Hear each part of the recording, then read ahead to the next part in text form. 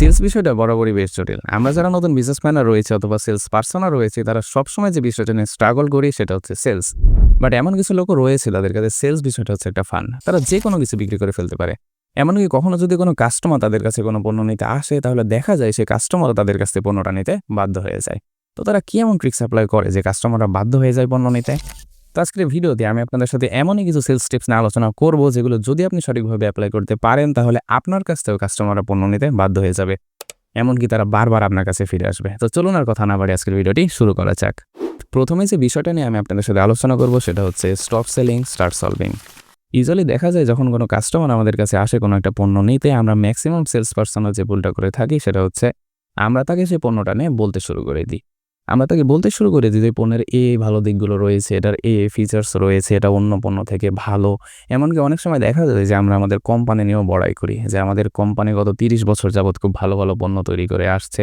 এটা এত সালে তৈরি হয়েছে। এমনকি এতদিন যাবৎ আমরা যতগুলো পণ্য বিক্রি করেছি এগুলোর কোনো প্রকার খারাপ রিপোর্ট আসেনি। এমনকি আমাদের অনেক ভালো রিভিউ রয়েছে। বাট আমাদের একটা বিষয় মনে রাখতে হবে যে কাস্টমারটা আমাদের কাছে আসছে তারা কিন্তু আমাদের কোম্পানি সম্পর্কে জানতে আসেনি। আমাদের কোম্পানি কি করেছে না করেছে এই বিষয়ে তার কিন্তু কোনো কিছু যায় আসে না। সে এখানে কেন আসছে? সেখানে আসছে তার একটা সমস্যা সমাধান করতে। তো ধরুন আপনার কাছে সে একটা হেডফোন কিনতে আসছে। তো যখন সে একটা হেডফোন কিনতে আসছে তার অবশ্যই একটা উদ্দেশ্য রয়েছে। তো এখানে আমরা একজন সেলস পারসন হিসেবে তাকে এই হেডফোনের ভালো দিকগুলো, খারাপ দিকগুলো না বলে আমরা তাকে প্রশ্ন জিজ্ঞাসা করব। আমরা অনেক সময় সেলস পারসনরা মনে করে থাকি যে আমরা যেহেতু সেলস করব সেহেতু আমাদের বেশি কথা বলতে হবে। কথা বলে, বলে তাকে রাজি করাইতে হবে। বাট আমরা এখানে একটা ভুল করে থাকি। আমাদের কি করতে হবে? আমাদের 20% কথা বলতে হবে বাট 80% তাকে দিয়ে কথা বলাতে হবে। যখন সে আমাদের সাথে কথা বলা শুরু করবে তখনই সে আমাদের সাথে গল্প করতে, করতে হারিয়ে যাবে এবং তারপরেই তাকে আমাদের কনভার্ট করাটা সহজ হবে। এখন ধরুন একজন কাস্টমার আমার কাছে আসছে পণ্যটা নেওয়ার জন্য, হেডফোনটা নেওয়ার জন্য। এবং সে আমাকে বলল যে, "ভাই আপনাদের কাছে কি ধরনের হেডফোন আছে? আমি তো একটা হেডফোন নিতে চাচ্ছি। এখন কোন হেডফোনটা ভালো হবে?" তো এমত অবস্থায় আমি তাকে হেডফোন দেখানো শুরু না করে দিয়ে ১ম এ আমি তাকে জিজ্ঞেস করব যে, "স্যার আপনার কি কোনো ধরনের হেডফোন প্রেফারেন্স রয়েছে?" যেমন আমাদের এখানে তো অনেক ধরনের হেডফোন আছে। যেমন ব্লুটুথ ইয়ারফোন কিংবা ধরেন হচ্ছে গেমিং হেডফোনগুলো কিংবা ধরেন এই নরমাল হেডফোনগুলো। আপনার কি কোনো ধরনের হেডফোন প্রেফারেন্স রয়েছে যে আপনি কি ধরনের হেডফোন নিতে চাচ্ছেন? তখন দেখা যাবে সে কাস্টমারটা তার একটা প্রেফারেন্স বলবে। হয়তোবা সে বলবে যে আমি গেমিং হেডফোন চাচ্ছি কিংবা আমি হচ্ছে ওয়্যারলেস হেডফোন চাচ্ছি। এ ধরনের সে একটা কথা বলবে। তো তারপরে আপনি তাকে বলবেন যে এর আগে স্যার আপনি যে হেডফোনগুলো ব্যবহার করেছেন তাতে আপনি কি, কি ধরনের সমস্যা ফেস করেছেন যদি একটু কাইন্ডলি বলতেন। তো সে অবস্থায় দেখা যাবে সে কাস্টমার তার আগের গল্পগুলো বলতে শুরু করবে যে হ্যাঁ, আমি আগে একটা হেডফোন ইউজ করতাম বাট হেডফোনটা বেশিক্ষণ ইউজ করলে আমার কানে অনেক পেইন হতো।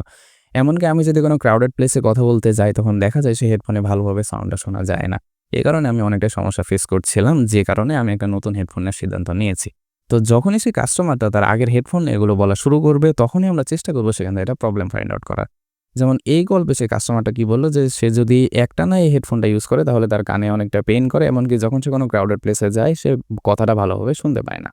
তো আমরা এখানে ২ টা প্রবলেম ফাইন্ড আউট করলাম। তো এরপর আমরা কি করব? এরপর আমি তাকে ফার্দার আরেকটা কোয়েশ্চেন জিজ্ঞেস করব। কোয়েশ্চেনটা হবে এমন যে, "স্যার যদি এখন আমি আপনাকে এমন কোনো একটা পণ্য সাজেস্ট করি বা এমন একটা পণ্য দেখাই যেটা আপনি টানা ১০ ঘন্টা ইউজ করার পরও আপনার কানে কোনো ব্যথা হবে না, এমনকি আপনি ক্রাউডেড প্লেসে গেলেও সেখানে কথাগুলো শুনতে পাবেন। কারণ এই হেডফোনে এমন একটা ফিচার সেট করা রয়েছে যেটা নয়েজ ক্যান্সেলেশনেও কাজে আসে।" তো এটা শোনার পর সে কাস্টমারটা বলবে, "আসলে এমন কি কোনো পণ্য আছে? আমার তো এই পণ্যটা হলে বেশ ভালো হয়।" কারণ আমি যদি এই ধরনের একটা পণ্য পাইতাম তাহলে আমার বাইরে কথা বলতে আর কোনো প্রকার সমস্যা হইতো না। কারণ আমি অফিসিয়াল বিভিন্ন কাজে বিভিন্ন জায়গায় যাই, অনেক ক্রাউডেড প্লেসে কথাবার্তা বলতে যাই কিন্তু আমার হেডফোনের জন্য সে কথাটা আমি ভালোভাবে বলে উঠতে পারি না। এমনকি যেহেতু আমার অফিসিয়াল কাজে অনেক সময় হেডফোন ইউজ করতে হয় যে কারণে আমার কানে অনেকটা পেইন করে। এমন পণ্য কি আসলে আছে যেটা আমার এই ২ টা সমস্যার সমাধান করতে পারবে? অর্থাৎ এখানে কি হচ্ছে, সেখানে সেই কাস্টমারটা সেই গল্প করছে আমাদের সাথে। সে 80% কথা সেই বলছে। আমরা কি করছি? আমরা শুধু তাকে কোয়েশ্চেন আস্ক করছি। আমরা যদি সঠিক কোয়েশ্চেন আস্ক করতে পারি তাহলে দেখব আমাদের পণ্যটা বিক্রি হয়ে যাবে। তো তারপর আমরা কি করব? আমরা আমাদের পণ্যটা এখানে একটা সলিউশন হিসেবে শো করব। আমরা তাকে বলব যে, "স্যার আমাদের এই ব্র্যান্ডের এই মডেলের একটা হেডফোন রয়েছে যেখানে এমন একটা ফিচার সেট করা রয়েছে যে আপনি ১০ ঘন্টা টানা ইউজ করলেও আপনার কানে কোনো পেইন হবে না। এমনকি এখানে এআই নয়েজ ক্যান্সেলেশন ফিচারটাও রয়েছে। অর্থাৎ আপনি বাইরের নয়েজটা ক্যানসেল করতে পারবেন এমনকি আপনার ডিভাইসের সাউন্ডটা শুধু আপনি শুনতে পাবেন।" তো এতে করে দেখা যাবে যে কাস্টমারটা আমাদের কাছে আসছিল সে সেই পণ্যটা নিতে বাধ্য হয়ে যাবে। কারণ সে চিন্তা করবে আমি যা খুঁজছিলাম, আমার যা প্রবলেম ছিল সেই প্রবলেমের সমাধান হচ্ছে এই পণ্যটা। আমি যদি এটা না নিই তাহলে এটা আমার জন্য একটা বোকামির কাজ হবে। তো এটা ছিল আমাদের আইডিয়া নাম্বার 1 যেখানে আমরা তাকে সঠিক কোয়েশ্চেন আস্ক করার মাধ্যমে তার কাছ থেকে আমরা গল্পটা শুনলাম এবং সেখান থেকে আমরা ২ টা প্রবলেম ফাইন্ড আউট করলাম। এবং প্রবলেমটা ফাইন্ড আউট করার পর আমাদের পণ্যের মাধ্যমে সেই সমাধানটা দিলাম। এভাবেই যদি আমরা কাস্টমারের সাথে গল্প করতে পারি তাহলে অবশ্যই সেই কাস্টমার আমাদের কাছে পণ্যটা নিতে বাধ্য হয়ে যাবে। তো আইডিয়াটা যদি আপনার ভালো লেগে থাকে তাহলে অবশ্যই ভিডিওতে একটা লাইক করবেন এবং চ্যানেলে নতুন হলে সাবস্ক্রাইব করতে একদমই ভুলবেন না। তো চলুন এখন আমাদের আইডিয়া নাম্বার 2 নিয়ে কথা বলা যাক এবং আমাদের আইডিয়া নাম্বার 2 হচ্ছে সেল ইমোশন নট লজিক। একটা কথা প্রসিদ্ধ আছে যে মানুষ ইমোশনালি তার বাইং ডিসিশনটা নেয়, লজিক্যালি নেয় না। তো এখানে আমরা কিভাবে তাদের কাছে ইমোশনালি আমাদের পণ্যগুলো সেল করতে পারি, তো এখন সেই বিষয়ে আমরা কথা বলবো। ধরুন একজন কাস্টমার এসেছে আমাদের দোকানে একটা টি-শার্ট এবং একটি প্যান্ট নেওয়ার জন্য ঈদের সময়। তো এমত অবস্থায় আমরা যারা সেলস পার্সনরা রয়েছি তারা ম্যাক্সিমাম যে ভুলটা করে থাকি সেটা হচ্ছে আমরা আমাদের টি-শার্ট এবং প্যান্ট নিয়ে বড়াই করতে থাকি। যে স্যার এগুলো নতুন মডেল আসছে, এগুলো বেশ ট্রেন্ডিংয়ে চলছে, এগুলো যদি আপনি পরেন আপনাকে বেশ মানাবে। এ ধরনের আমরা কিছু কমন ডায়লগ দিয়ে থাকি যেগুলো শুনতে শুনতে কাস্টমাররা বিরক্ত হয়ে গেছে। বাট এমত অবস্থায় আমরা যদি এটা না বলে আমরা যদি তার সামনে একটা স্টোরি তুলে ধরি, যেমন আমি যদি তাকে বলি যে স্যার বর্তমানে এই মডেলগুলো ভালো আসছে, এই মডেলগুলো ইউজুয়ালি ডিজাইন করা হয়েছে ট্রিপের জন্য। ঈদের সময় যদি আপনি কোনো ট্রিপ প্ল্যান করে থাকেন তাহলে এই ডিজাইনটা আমি আপনাকে সাজেস্ট করব, কারণ আপনি যদি এই ডিজাইনটা পরে যান তাহলে দেখা যাবে আপনাকে ফটোতে বেশ অ্যাস্থেটিক লাগবে। এমনকি আপনি আপনার বাবা এবং ভাইকেও এটা গিফট করতে পারেন, কারণ যদি আপনারা ফ্যামিলি ট্রিপে যান সেখানে অবশ্যই আপনাদের ফ্যামিলি ফটো থাকবে এবং ফ্যামিলি ফটোতে যখন আপনারা 3 জনেই এই ক্যাটাগরি শার্টটা পরবেন তখন দেখা যাবে সেই ফটোতে আপনাদেরকে বেশ সুন্দর লাগছে। তো যখনই আপনি এই ধরনের গল্প তাকে বলবেন তখনই সে মনে করবে যে হ্যাঁ, আসলে তো আমার একটা ট্রিপ আছে এবার ঈদে। যদি আমি ট্রিপে আমার বাবাকে এবং ভাইকে এটা গিফট করি তাহলে তারাও বেশ খুশি হবে। পাশাপাশি এই ধরনের টি-শার্ট যেহেতু ট্রিপ ফ্রেন্ডলি করে ডিজাইন করা সেহেতু আমাদের ফটোতেও আমাদেরকে অনেকটা অ্যাস্থেটিক লাগবে। তো এগুলো চিন্তা করার পর সে দেখা যাবে অনেকটা ইমোশনালি হয়ে যাবে এবং আপনার সাথে কানেক্টেড ফিল করবে এবং তারপর দেখা যাবে সে আপনার সাথে গল্প করা শুরু করতে পারে। যেমন বলতে পারে যে আমি এবার ঈদে তো এখানে ট্রিপের প্ল্যান করছি, তো এখানে ট্রিপের জন্য কি এটা আসলেই সুইটেবল হবে? তখন আপনি তাকে বলতে পারেন যে স্যার আপনি যদি এইখানে ট্রিপের প্ল্যান করে থাকেন তাহলে আপনি এটাও নিতে পারেন, পাশাপাশি আরেকটা এটাও নিতে পারেন।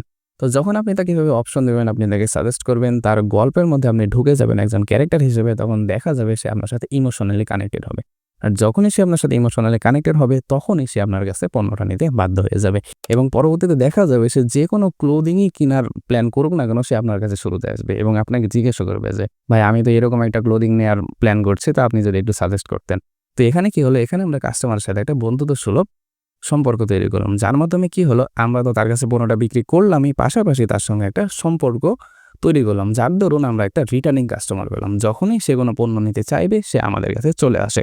তো এই ছিল আমাদের আজকের ভিডিও 2টি সেলস টিপস, যেগুলো যদি আপনি সঠিকভাবে অ্যাপ্লাই করতে পারেন তাহলে কাস্টমাররা শুধু আপনার কাছে পণ্যই নিবে না, বরং আপনার কাছে তারা বারবার ফিরে আসবে, অর্থাৎ একটা রিটার্নিং কাস্টমারে পরিণত হবে এবং সকল বিজনেসের জন্য এই রিটার্নিং কাস্টমারটা মাস্ট।